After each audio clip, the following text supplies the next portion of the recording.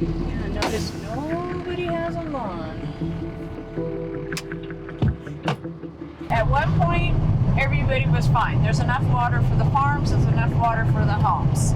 The farmers, they weren't using their own wells because they were getting water allocated to them through the canals to the state. But since the drought, all that water is, it's not available to them anymore. So now they're starting to use their own wells. And it seems like when they do that, now the houses around them are starting to go dry.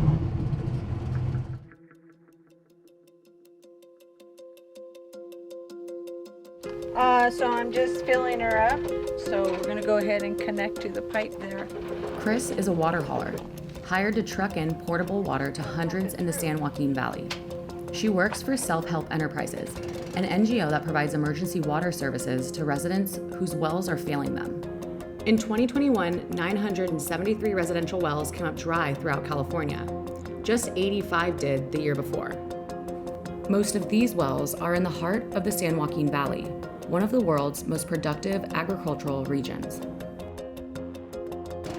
The water comes through that pipe, goes into our tank, and then it comes back out, goes down into that tank, into the pump right here, and they pump it through our old existing well into the places in the house.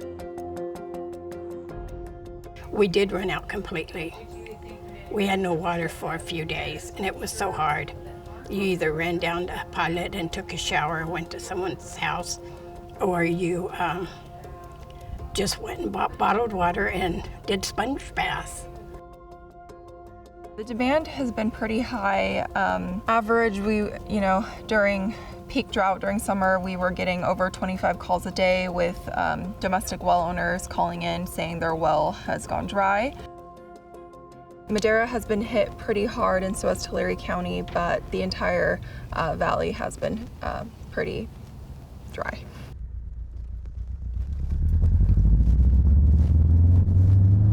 And so right now we're in the city of Madera, a real hot spot during this year's drought. You'll see really all throughout the Central Valley, which is nut trees. And there's nut trees for tens, maybe even hundreds of miles, stretching all throughout the basin of the Central Valley.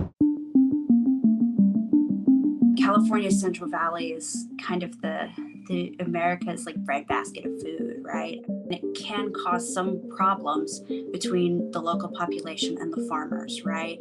Agriculture consumes 80% of California's water, and that's a lot of water. It's just getting worse instead of better. And I know the farmers need water because without the farming, we're not going to have food.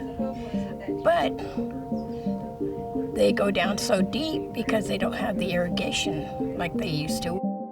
California's water supply comes from a lot of different sources. We get rain and snow in the winter that provides runoff to our rivers and to our reservoirs. But we're also very dependent on what's called groundwater, that is underground aquifers that often consist of water that's been there for thousands of years, that has been laid down by nature over time.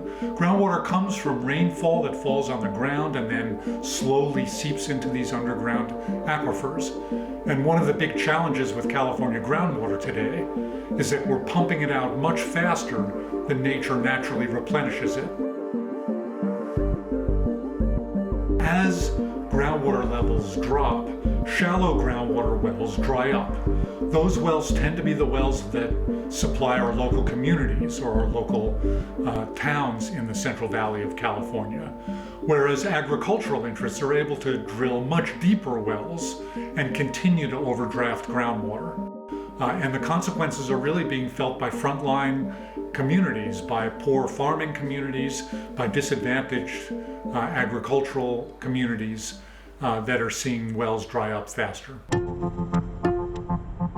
A lot of the communities that we see are farm working communities who wake up 4 or 5 in the morning to go tend to these farms. A lot of these communities are really dependent on these farm owners to provide the resources in terms of paying jobs, but unfortunately those farm workers take advantage of the fact that the majority of these workers are undocumented immigrants who aren't really really in the ability to take better paid jobs, and so they recognize that, pay them pretty much starvation wages, and to top that off, when these communities come home, they don't have clean drinking water in their homes, and that's a real tragedy. So right now, if a household in the Central Valley well went dry, they would have to probably wait about 8 months until they're able to install a new well or to deepen their existing well. And the cost of those wells are ranging about $40,000 per each well. And so for a lot of these communities, that's more than they make in a year. Es un gasto que bastante, y más sería hacer el pozo. Ahorita es una fortuna gastar para hacer un pozo, y vamos a ver si hay garantía para cuántos años de agua. Pues sí, ya a últimas fechas ya era pues casi nada. Teníamos que traer con un vecino o de otro lugar, traer agua con tambos para poder tener un poco para el uso más necesario, porque ya era casi nada ya lo que producía el pozo, y teníamos que buscar donde hubiera. Pues, no sabemos qué hacer, si continuar o movernos, pero pues ese problema que ahorita la crisis está por todos lados.